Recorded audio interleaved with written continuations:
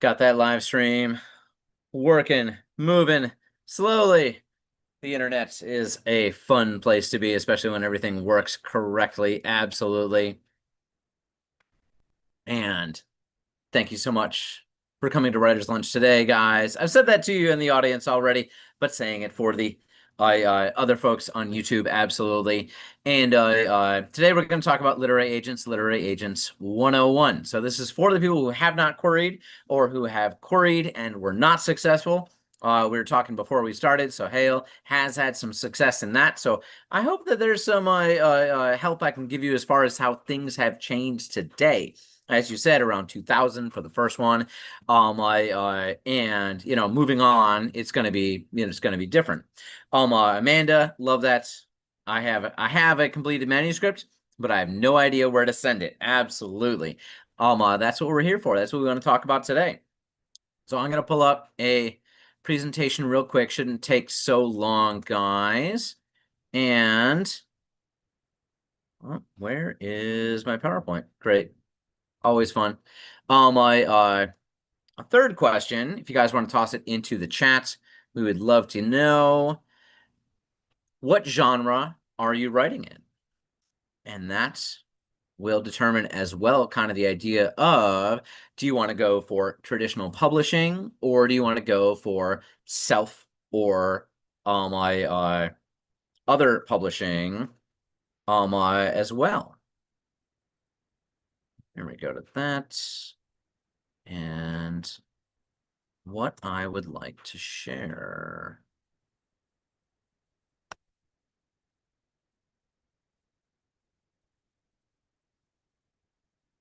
Right. Now I can see everything. Hope that worked out. Got 3 new right here. Awesome. Poetry for She Dragon 713. Love the local representation. 713 Houston. Hale, military legal thriller. Very cool. And Amanda, YA supernatural horror thriller. Awesome. Absolutely. I want to be banned from school libraries. Hey, you can get banned as a self-published author too. Absolutely. So we're going to talk 101. What to know, who to know, very important part of it, and why it will take longer than you think. I'm sorry to say, absolutely. So, first off, why? Why are you looking for an agent? So, what does a literary agent do? A literary agent has a connection with publishers to place your manuscript in the right hands to give it the best chance to succeed. If you're doing certain genres, sometimes it's better to be self or hybrid published, including romance and, as you said, Amanda, literary, or sorry, YA supernatural kind of stuff. Sometimes that does better as a self or hybrid published kind of work. But we'll talk through the options here, absolutely. A literary agent isn't a part of self-publishing or hybrid publishing, but you will, in those kinds, self-publishing and hybrid, you'll pay for editing, formatting, and marketing to varying degrees. A hybrid publisher will help you with some of that, but you will more likely than not be fronting some money towards it. You go traditional publish, you are not asked for money. Medium and large publishers rarely deal with authors directly. So Hale, as you said, getting that published in 2000 by Penguin India. There are always exceptions to the rules. There are open calls that publishers do, especially in genre fiction and stuff, or smaller publications that are coming out of universities. So there's always an exception to the rule. But in general, agents are typically former employees or major publishers who cultivate relationships with employees of those publishers that they used to work for. And if you want to be traditionally published, you need an agent first.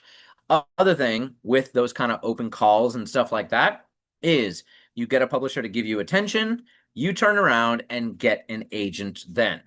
That is totally possible, and an agent will be more likely to pick you up if you have gotten some attention outside of that, but you will have to think about an agent in terms of dealing with a publisher almost 100%. Can't say 100%. So an agent has also taken on an editing role in the past 2 decades. This is where it's different as well, Sahil. That was not traditionally part of the job. Your agent may require changes to your manuscript that you might not agree with.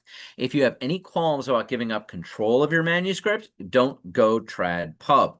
Also, a publisher will have editorial formatting, marketing, and cover art control. So if you have any issues with giving up that control, get over it or go self-publish. Self-publish, you can do whatever you want. Hybrid publishing, you have a lot more leeway with that. But it is one of the steps along the way to getting traditionally published to get an agent. First off, finish the book. Even if we're in here, we're talking about this and you don't have a full manuscript completed, that's fine. It's just another mountain. You're on the mountain before you do the get an agent mountain. Finally, once you finish that, it'll be amazing. It'll feel like everything's done. You don't know if your book will get picked up by a publisher. That is another hill to climb. And then they always say the sophomore slump. It happens in football. It happens in writing as well. Write that next book. So this is looking off into the future. Really, getting an agent feels like it's the end-all be-all at a certain point. Just one among many, many steps. Here we go with the 13 steps. First off, you're going to finish the book, edit your manuscript multiple times, get feedback from people. This can be at the same time or before editing.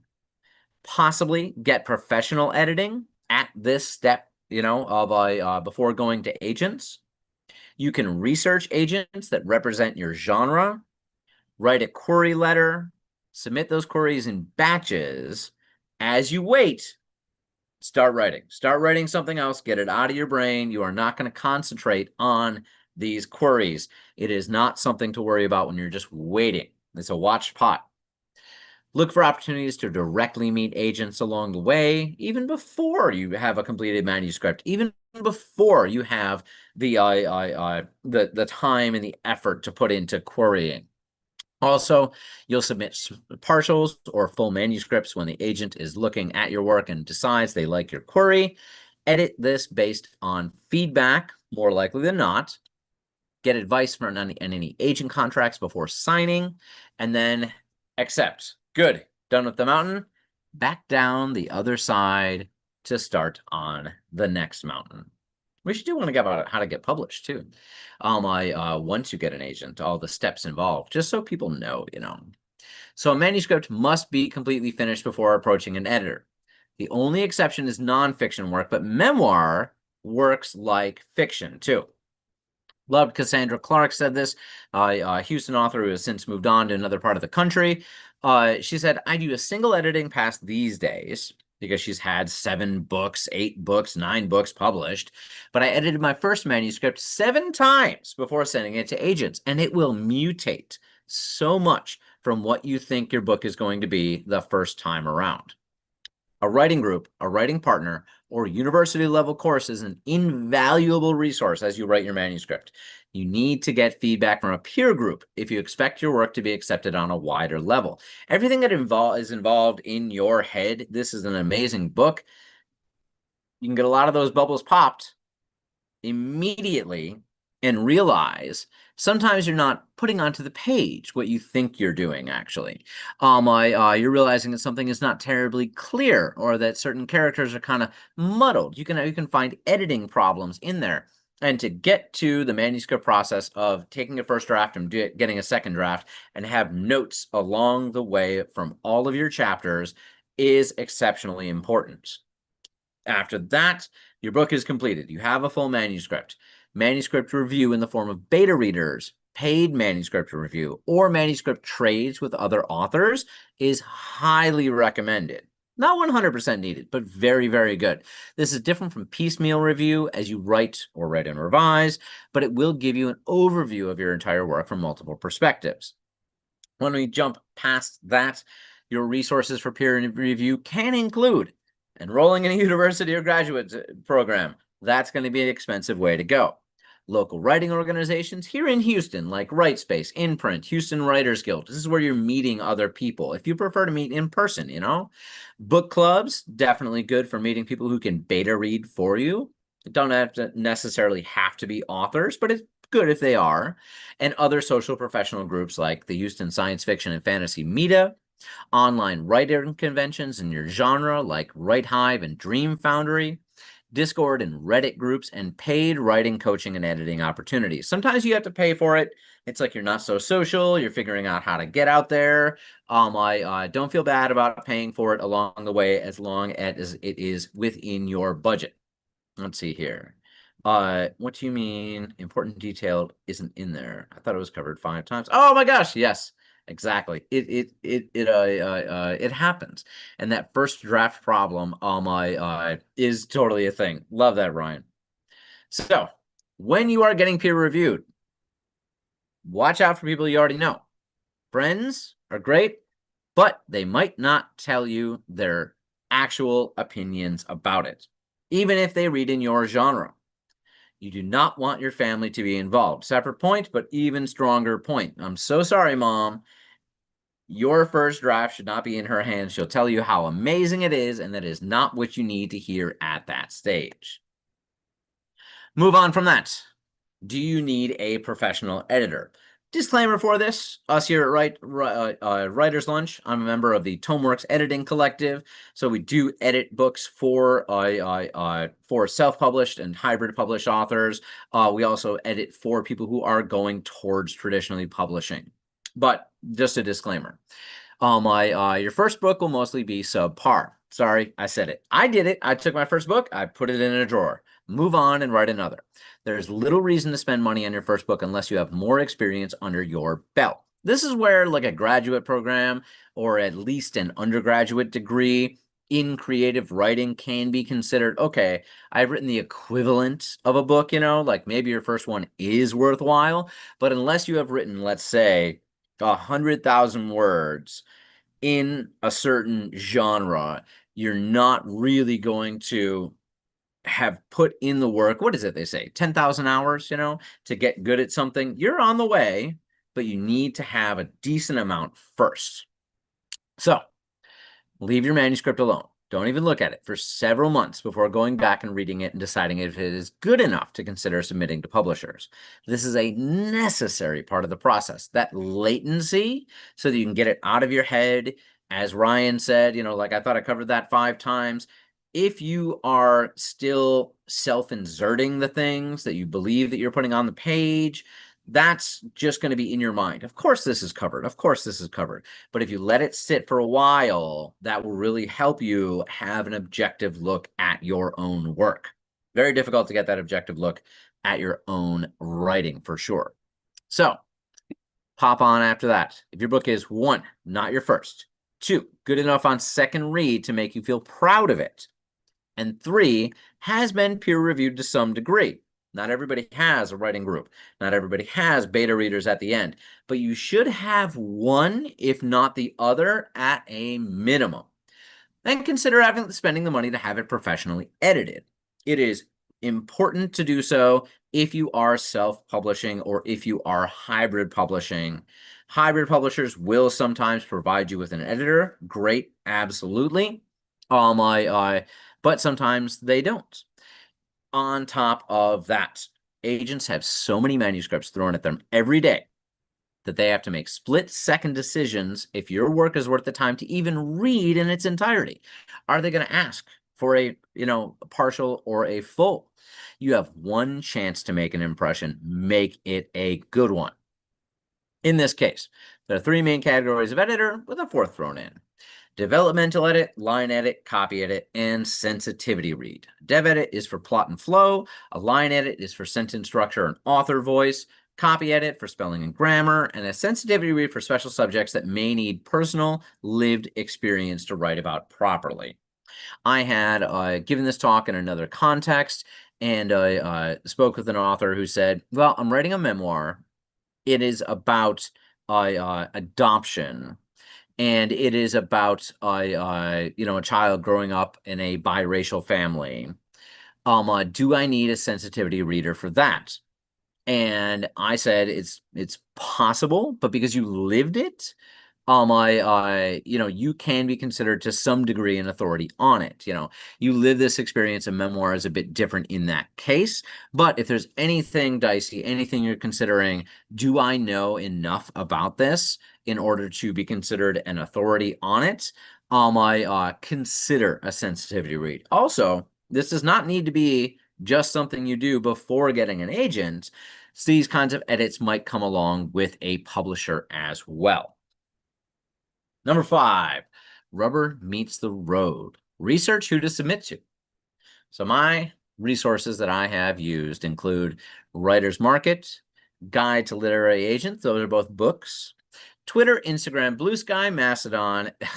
When Twitter was together, all the agents were on there. They talk to each other. You can make a big list. Who's the agents out there? You can see them. You can interact with them. Awesome. But Elon Musk has done a good job of destroying kind of that consensus among literary professionals of we're going to use Twitter. So you got to find them where they're at. You got to search around for them. And the big thing is that you can have an agent, know who you're looking for, and then turn around and try to find them on social media. You might be able to find what they love to do with their life, what kinds of books they're looking for right then, my manuscript wish list or hashtag MSLWWL is something that a lot of people use, and you might come across that they want exactly what you're writing at a certain time. That's great. Query Tracker is out there as well. It's a great software and it is free. Literary conventions, agency websites, literary agent database, just kind of a big old list. Readsy is a good site, and Poets and Writers as well. Try not to invest too much money at this stage. People will offer you services along the way, but you can do a lot of it yourself. It takes time, but you're learning about these different agents. It's important to do your own research. Try not to invest too much time. Too much money. Then when you have your lists, it might be very long. I filled up, like half of a notebook with like 85, 100 agents. Then you're going to rank them. First, second, third choice levels. I love what this person does. I know they're highly reputable. And I feel like the other books they represent fit in well with mine. Not too close, and yet not too far away. Cross-reference them against Writers Beware if you have any qualms about someone. You can look them up and see if it's a great database, Writer Beware, to see if any agents have been flagged for shady behavior before. Then we have the query. Query letters are hard.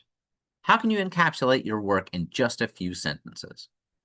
On top of that, make sure you format your work exactly how the agent wants it. These days as well, there are a lot of forms, especially regarding Query Tracker and stuff. And so an agent might have you fill out a form and they want, your bio here, they want your summary there, they want your query letter there, and then they might ask you separate questions. And it might be things like, why would you like to be represented by me? Or why do you think that you're the person to write this book? Those are fine. It requires a little more effort, and really they're just trying to weed people out who aren't paying attention, who aren't listening to the prompts, and it just helps them knock down a number like 1,000, to a couple of hundred. So these are important, but also you might get the same question between different agents. So anytime you write one of these, copy and paste it out of the box into a file of your query things so you can save it in case somebody else asks later. Or even if they ask a similar question, you might be able to say, oh, I already did something like this. I'm just going to modify a bit what I previously said to get to what they want. It'll save you time. You can use resources like Query Shark, there are peer groups, subreddits like r/writers, pub tips, or publishing, agency websites, and Query Tracker for help refining your text. The agency websites are great when you're looking up someone and you're trying to find out if they're a good fit for you. And you go on your website, they'll have a lot of information about how they like queries to be presented. It's super important to follow the rules, but you might, by researching more, find out exactly what it is you are supposed to do, even though it is totally different. Absolutely. Totally different from what other agents have. So Hale saying, in some cases, you include a short blurb inside the query letter and attach a longer synopsis separately. Yes, absolutely. So in that case, you also need a concise biography and a summary of your novel. The bio can include reasons why you should be writing the book, quirky facts about you, and any awards and publications that may help you stand out, but it shouldn't be terribly long. 100 words is pretty standard. The summary will give away all of your book's secrets. There's no holding back. Describe the twist ending, reveal who the shadowy BBAG is, and write factually with little flair. Absolutely. It's important to step up and be able to look at everything going on in your novel for an agent so that you will be able to push forward and get them to request your novel. You want a full or partial request, that's the next step, absolutely. All right. Moving on to here, and why you should submit in batches. There's a few good reasons to do this for sure. Yes, absolutely. As you said, Soleil, some agents ask for a list of recent books similar to yours. You do want comp titles. As you see in the query letters, as you start to do your research, comp titles are very important as well. So you're going to submit your query in batches. There's a few good reasons to do this. You have your list. It's a whole bunch of potential agents that might like your book. Put one or two of your first tier agents in every batch. If you would be thrilled by any of them to have represent you, there's no reason to get rejection letters from all of them at once. Also, you may change something along the way. If your query gets no responses when the first batch is sent, change your query. If you suddenly get inspired to change your manuscript, then every query you've already sent so far is essentially worthless. Everything that you've already sent out, it had better be a couple of weeks past the time that you sent them, because you want to get those rejections and know that the next ones that you are sending out with an amended manuscript are not going to have somebody come back and ask for the first one. You'll be like, sorry, I've already moved on to another version of this. The changing winds of fashion might suddenly swing your way in some other aspect of your life, or writerly life might make your manuscript more attractive. You're doing these in batches. And if something has something to do with contemporary events or even tangentially is related to something going on in culture, you definitely might find some reason why yours is going to be more attractive now than it was 6 months ago. You can revise your query, mention these things that are going on. A new book comes out and it's extremely popular. You might say, this is important to me. And also to that comp letter point as well, Sahel, your comp titles should be from the last 3 to 5 years. You do not want to use classic titles that are super popular. You do not want to use older ones. You want to go with what is new and keep up on what people are writing and getting published in your genre. Now, I see this question on here as well. After how many rejections should you give up or conclude that the book is not good enough? That's a great question, and this is the perfect slide for that, because I'm going to say, as we have on the side here, like for an example, you have 95 potential agents that could represent you. 10 of them are your first tier, 50 of them are your second tier, 40 of them are your third tier, which you might not get to all of them.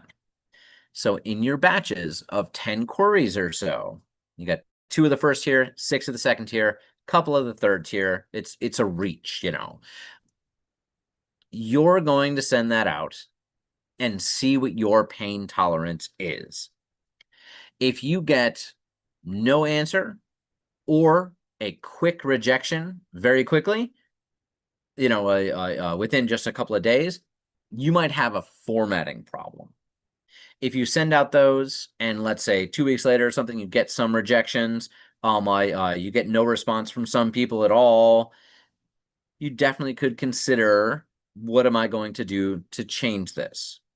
But some people will go all the way through, let's say 5 rounds of 10 queries, sending out 50 different ones and getting to, you know, all of their first tier, most of their second tier, and are working into the third tier.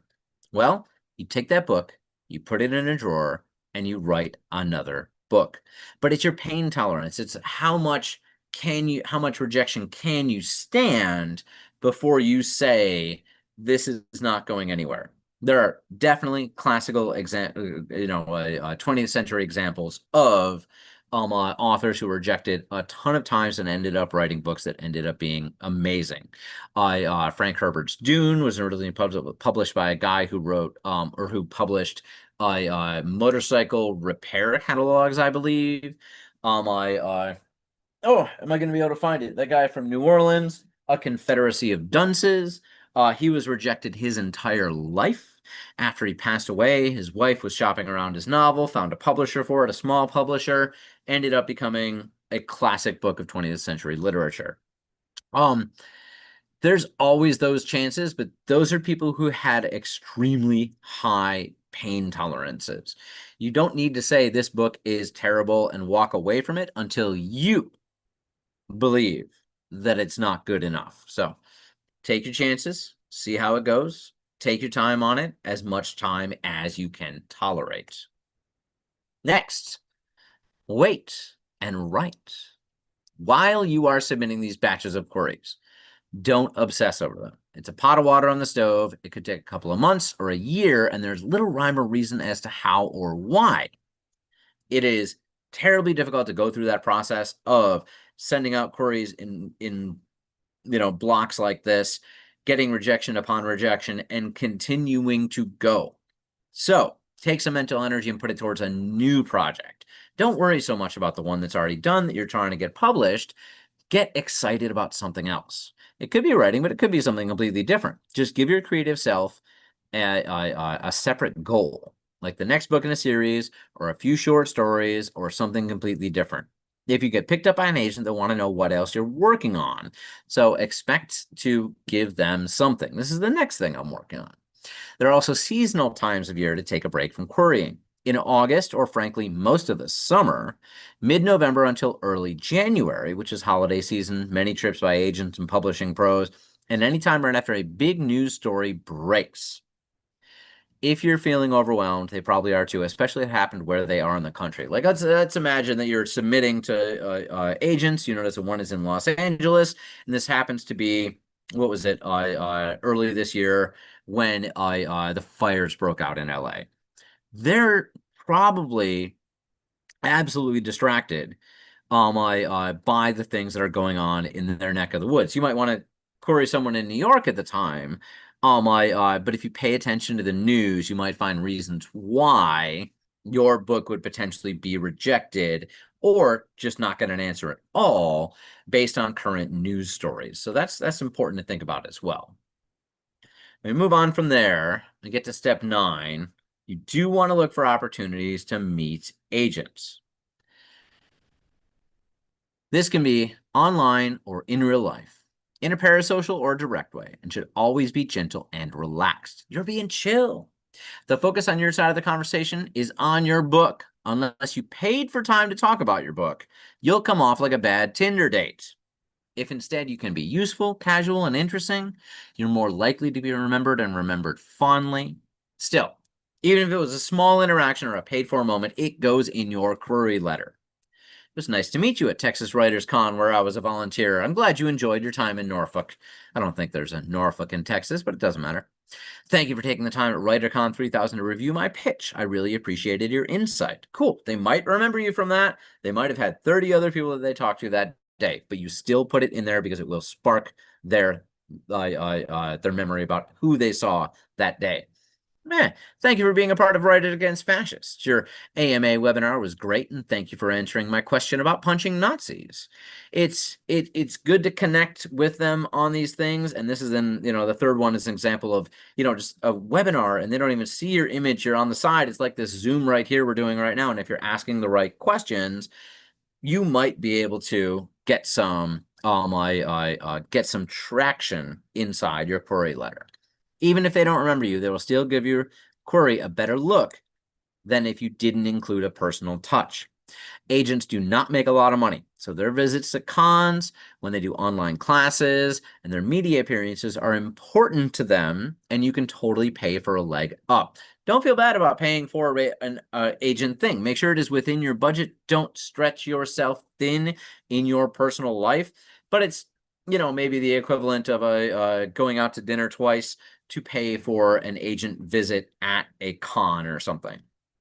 Totally possible. And then you have that personal touch. You've actually met them. They also might self-reject in the moment. They might say, sorry, this doesn't sound like a book I'm interested in. Cool. You can ask for critique. Next, you're on to submitting your partial and full manuscripts. Follow all directions. That's in caps for a reason. If your query, your summary, any email, reply, partial or full request is formatted or submitted improperly, it will be rejected. I love to tell this about when I used to work at a bookstore. And I had worked a bunch of terrible jobs. And I had turned in applications at places to be, a grocery store, to be a cashier, a restaurant, to be a waiter. And I never thought so much about my handwriting or what I was putting in those boxes, just trying to be truthful and generally, clear and concise and readable. When you have a stack, and I was there, my manager had left, he left the stack of applications next to me. When you have a stack of 75 in front of you, and you start going through them, you see the person whose handwriting is not so great. Toss that. You see the person who only filled out half of it. Toss that. You are trying to get 75 down to a manageable number, 20, let's say. Get it down to 20, and then you can actually look at, are they qualified for this job? And in that case, will they be a good fit here? Maybe you call 12 people. Okay, an order of magnitude larger is what agents are dealing with. So I'm talking about 75, let's say 7,500. 7,500 people in a year trying to get their manuscript read and want to be agented by them. How many do they have that they actually represent? 6, 12, 20? And in that case, most of those spaces are already taken up. They're only looking for 2 or 3 for the year, maybe more if they're new. You're trying to fit, you're trying to stick out of a big crowd and really get, a leg up. So when they come here to the partial and full manuscripts, my most initial queries ask for the first 3 chapters or a certain amount of words, 5, 7, 10K. And if the agent likes what they see, the next step will be asked for a partial or full. Same as before, follow all directions to a T. No fiddling with your manuscript. You cannot change it after you've fulfilled a request. Once you send it, that is the one that might get published. You can't revise it after that. The book that they're reading is the book that they're judging. No takebacks, no mulligans, no second chances, except there's always another chance with a different agent. If you change something in your book, you realize you made a mistake, shoot, I got to go back, I got to fix this. Cool. It's just all of the ones that you had sent before might not be possible anymore. So this is the batches thing again, All right. More likely than not, you'll submit a manuscript and receive one of 3 responses. Cursory rejection, a thoughtful, positive rejection for notes with improvement, or a request to revise and resubmit. I'll add to this as well. As Sahel said, you might get no response at all. You also might get a request for a partial or full without a revise and resubmit. Sorry, this is after you get your partial and full in. You might get accepted. We love this, absolutely. But it's very positive to get a revise and resubmit. It still might result in a rejection. You can avoid much of the chance for a revise and resubmit by having your manuscript professionally edited before submitting, as keeping a consistent author voice and interesting balanced plot throughout your story is difficult without a lot of practice and sometimes outside perspectives, but it is possible. You don't need professional editing. At this point, when they ask you for a revise and resubmit, and they give you pointers, they want your story to be a certain way, I would not recommend getting a professional edit at this point. It is an option if you can secure a quick turnaround, but quick work is not good work. Rather, put your nose to the grindstone and remake your story to meet someone else's vision. It won't be the last time. This agent is telling you, I love this about your book, but I wish this was different. You might absolutely rankle at that thought, but by the time this goes through an agenting process and gets to a publisher, they're going to revise your story as well. Consider it now that if you are okay with that, good. If you're not, then self-publishing or hybrid publishing might be the way you want to go. Revise and resubmit is great. You've broken out of the slush pile. You can skip the line the next time around. That revise and resubmit will get handed straight to the agent. They will love it. Absolutely. Finally, you've gotten a yes. Somebody said, we would like to represent you. Here is your contract. It is 64 pages. It is 32 pages, whatever. So these literary agents are going to take a percentage of your advance in your book sales in perpetuity. That means that even if you drop them later in life, you move on to another agent, that agent that represented that book at the time is going to get a cut if it continues to earn out. Bad contract can mean thousands of dollars in losses. Agent commission rates are usually 15%, meaning that, as an example, if you get an advance of $20K from a publisher, you're going to subtract $3,000 to your agent. You're going to subtract around $6,000 in taxes, guys. So you'll net around $11K. Not enough to live off of. Might be able to pay off some credit card bills. Good to go. Move on to the next book. If you get several of these books going, like it can definitely turn into a job, but that's a unicorn situation. We're talking about doing this, and really it's for fulfillment, right? You can also negotiate international rights in your original contact with an agent. It's often at a lower percentage because there are smaller markets overseas, but sometimes it'll be higher if that certain market requires a second local agent to be involved. Then you'll have two agents, So they'll only take 7% in that case, but the French person is going to take 10%. So a little bit higher amount is getting taken out of it. That's very cool, though, to get your book translated into another language.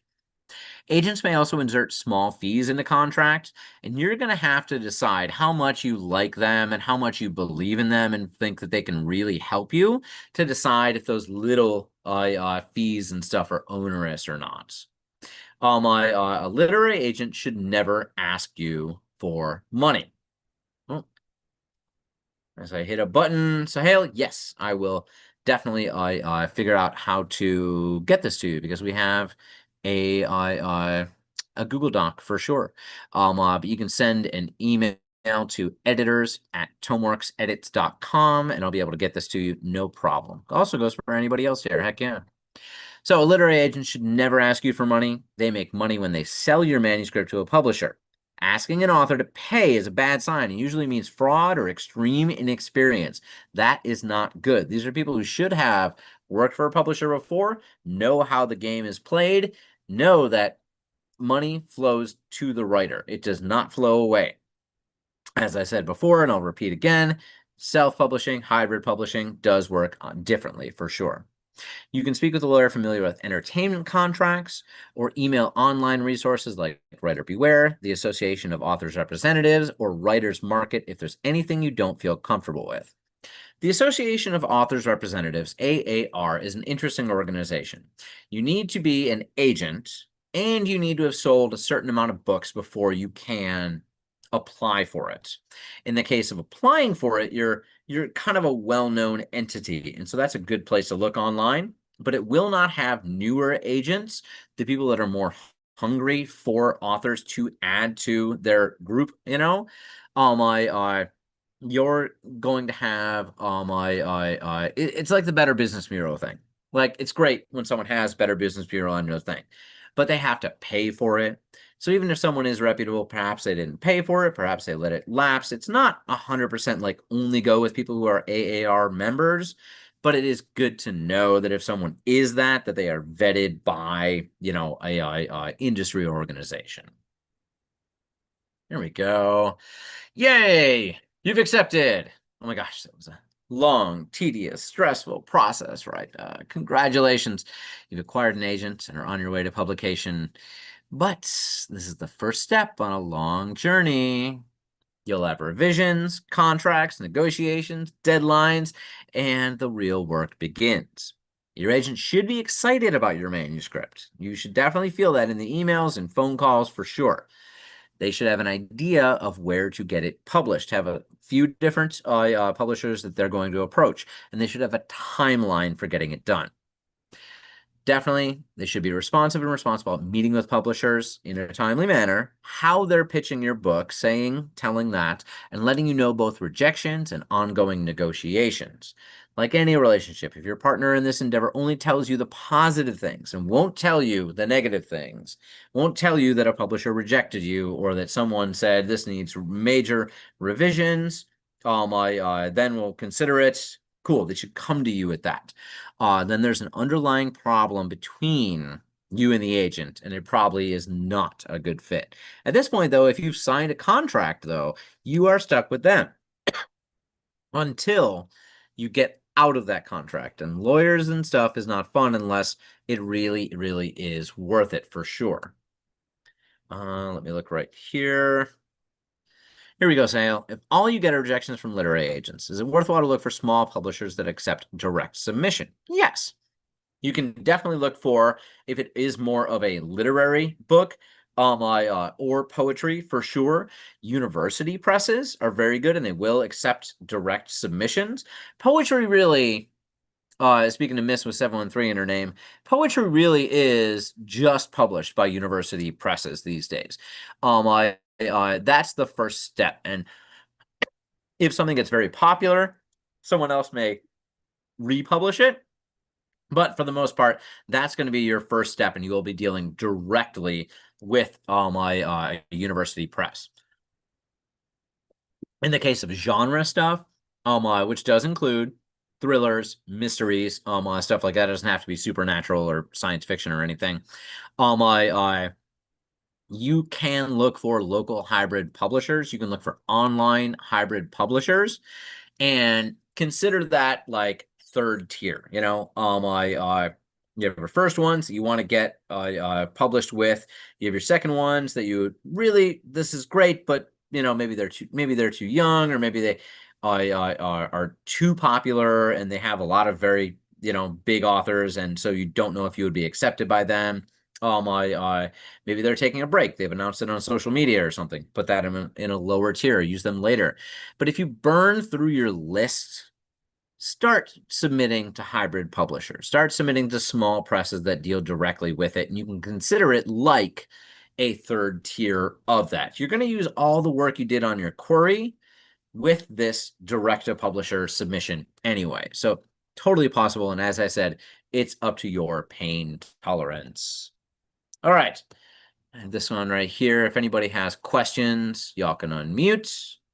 Y'all can raise your hand, toss something in the chat. What do you think about the process for getting an agent, about taking an entire year out of your life and trying to get something published? There's a lot going on, absolutely. She Dragon 713. There are small poetry presses. Copper Canyon comes to mind. You definitely should consider them. Absolutely.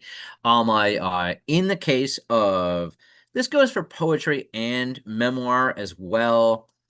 The more publications you can rack up for your poems, or even short stories or chapters from a memoir in literary magazines and stuff, the better you're going to look to these presses.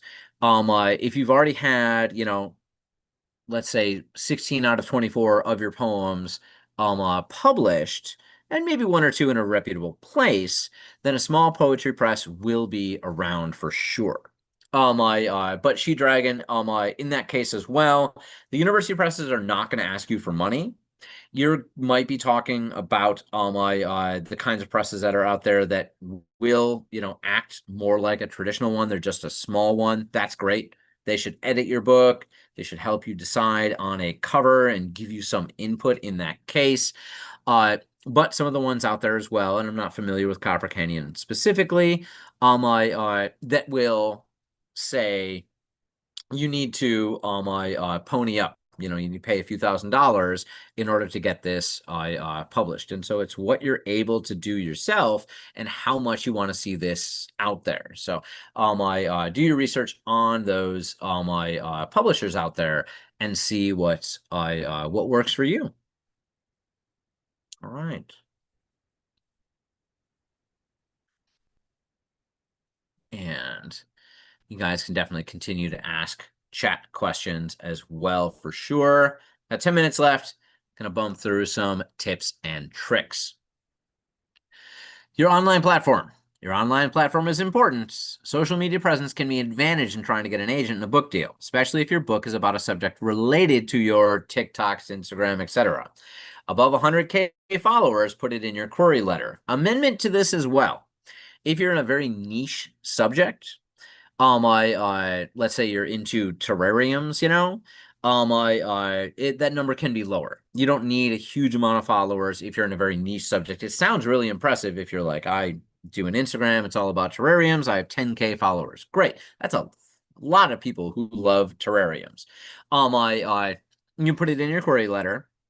It will mean to the agent and therefore to the publisher that there is already a base of people who might buy your book. That's what this means. Now, my social media followers does not translate directly to sales, but it's terribly important for sure. Writerly platform. If you work with local writers, teach at a university, have a podcast or YouTube channel, oh, look, I'm on a YouTube channel about writing, or another avenue, use it to meet agents. I have had several agents on as guests on Writer's Lunch, and I really appreciated being able to meet them, talk about writing, talk about the editing process, talk about queries, talk about genres of fiction and what they like. And it was great to not focus on me saying, hey, I have this book. I'm not putting this in front of them. But a year or two later, I might be able to say, thank you so much for coming on Writer's Lunch. I really appreciated your insights. I finally finished my novel. Here's this. They might remember that situation. And that's much better than, 5 minutes volunteering in a con and helping people and stuff like that. Use flattery? Oh, Sohail, of course you use flattery. Always be nice. Absolutely. She Dragon says I was invited to read an event that was live streamed and recorded. You can ask that person. I don't think that if it's not in print, or on a website, whatever, that it's not published. It would be considered, for sure, let's see here. It would be considered for sure part of the media appearances. You should definitely, if you're writing a writing resume, have not only your publications but also appearances that you've gone and done the places you've done things at. I've spoken in a bunch of conferences and stuff like that. So that in that case, I've read at such and such reading. That would go in media appearances basically. Conferences. Cons are expensive, time-consuming, and exhausting, but consider doing it.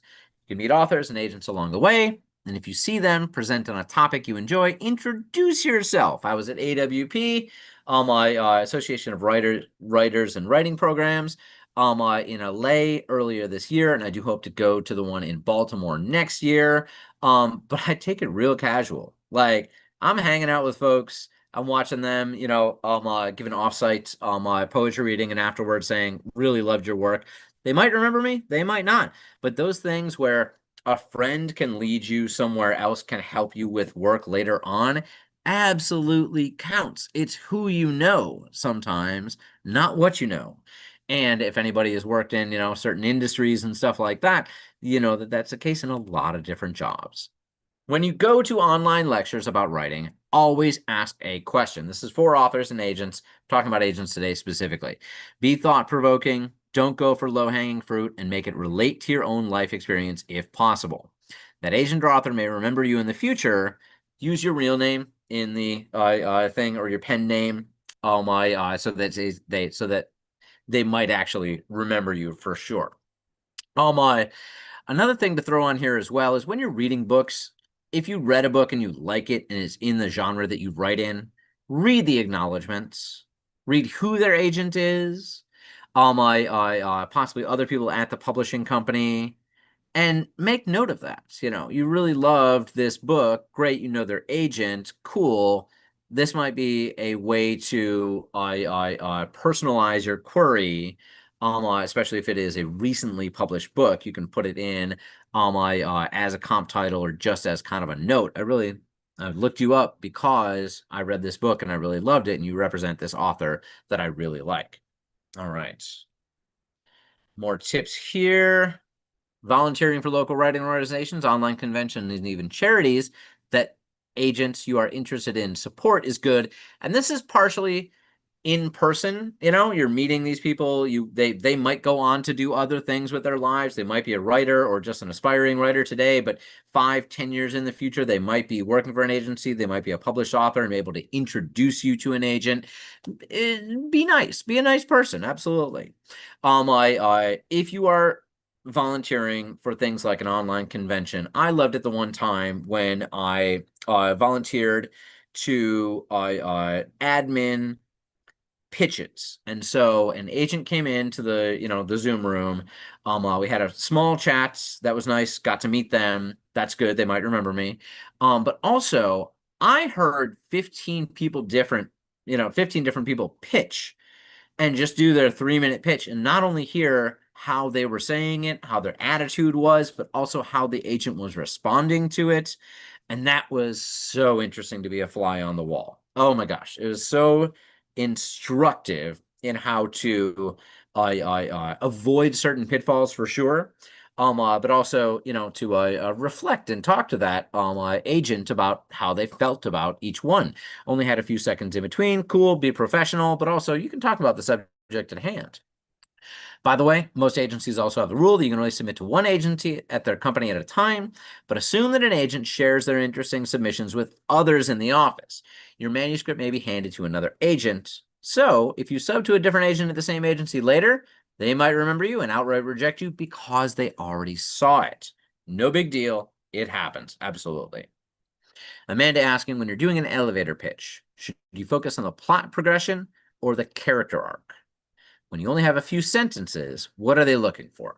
So there are many ways to go about this. And if you are really working on your query, those subreddits, r/pub tips, or something like Query Shark out there, I will be very good at it, but it's really a process. It takes a lot, and it can see, Amanda, you can do it either way. You can do it based on the plot, or you can do it based on the character.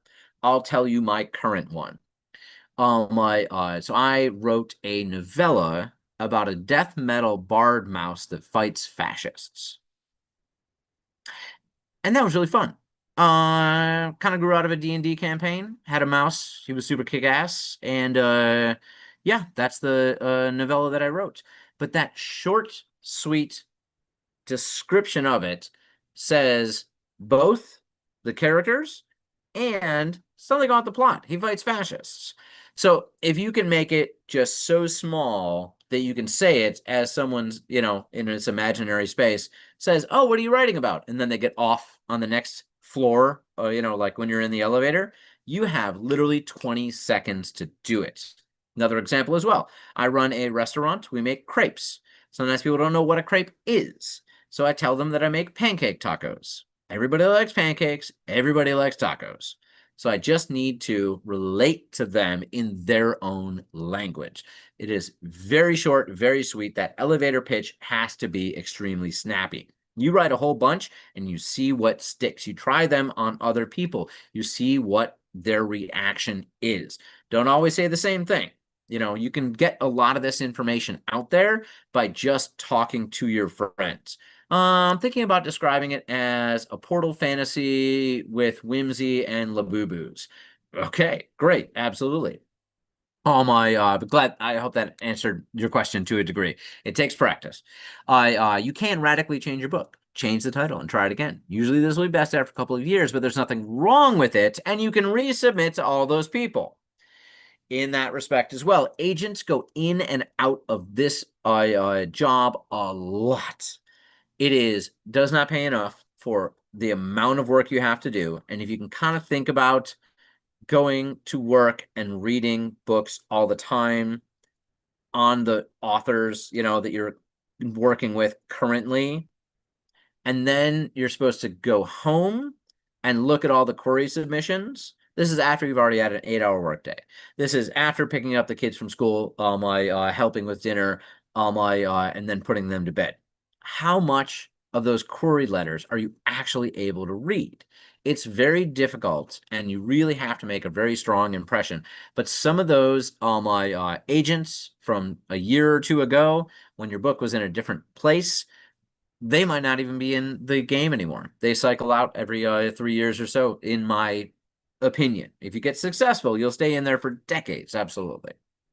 This is a long game. Don't be surprised. It takes 3 years or so from the query trenches to publication. It can happen quicker. It can also happen slower. You might get picked up by an agent. They try to sell your work. No publisher picks it up. And you turn around after that, submit to them a second book. Hopefully you've been working on it this whole time. And some publisher likes the second book. Great. Now they have your first book in the bag and can say this second book was published. Would anybody like the first one? Charity auctions are a great place to get access to agents. And if you have the financial resources to do so, I highly encourage it. Twitter, Blue Sky, Instagram, where you will find them. You can get AMAs, Ask Me Anythings with agents. You can get courier reviews, first 10 pages reviews. And it's that access where they're going to give you feedback on what you are doing, and you get some personal attention from them, especially if this is someone who is an agent you want to query. You'll find that through their social media. If you are following them at the time that you are already querying, they might have one of these things come up for sure. Now, follow agents you like on social media long before you query them. This research that you're doing about agents that might work for your book is great, but having done it way ahead of actually querying is good, so that you can become familiar with them, interact with them if it's natural. Don't bring up your book, and then when you have a reason to, yay, lovely, happy to talk to you guys. Final tip here. Look at this. I'm right at 2:01. You should be working on your book, but sometimes life gets in the way.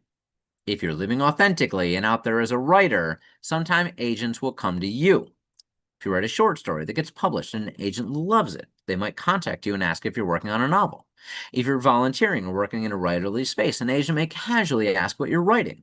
If you're popular on social media for something, an agent also loves houseplants, South Asian cuisine, needlepoint, anime crafts, traveling to cemeteries across the world, or whatever, they may find you.